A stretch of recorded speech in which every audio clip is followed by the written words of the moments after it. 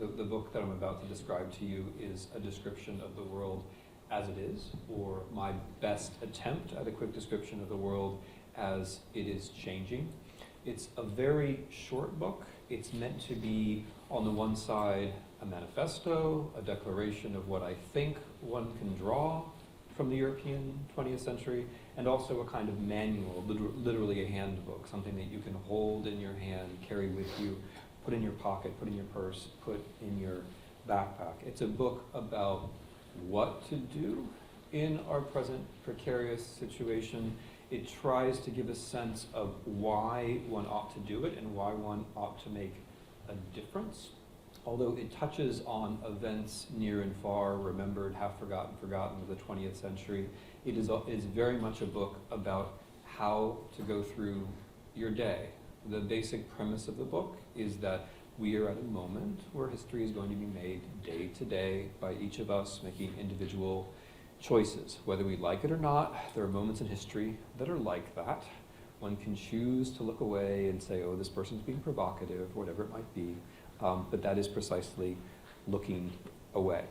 So let me try to take a stab at joining the very generous introduction to the book, because this book is a kind of departure for me. The other books that I've written will not fit in your pocket, right? I do not advise you to carry them around with you, right? Or to break your purses or your backpacks with them. The other books I've written can't be read in a sitting. The other books I've read do not involve, catchy lists of things in round numbers. It's a departure in that way, but it's an arrival. So as Michael was kind enough to point out, I'm from the United States, right? I can do other accents, but this is my real accent. I'm from the United States. I grew up here, but then the better part of my adult life has been spent either in Eastern and Central Europe, or at the very least, learning the languages of those places, or reading documents or books from or about these places.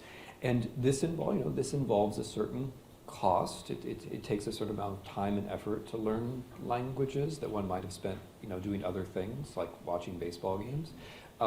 There is a certain cost in reading enormous amounts of historiography about the tragedies of the European 20th century. There's a certain particular price that one pays in spending thousands of hours with the primary sources of people who experienced political atrocity.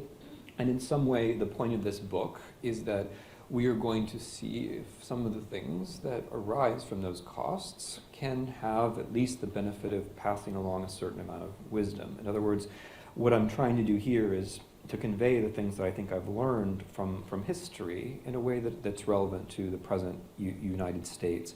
That's one of the ways that I think I have something to say, right? So I want to say something because I'm an American, and because I think this is a turning point in American history. Again, whether you like it or not, turning points come. Whether you can imagine you're not in the car, but the fork in the road is right in front of you, regardless of whether you realize it or not, right? You can imagine it's not there, but it's there.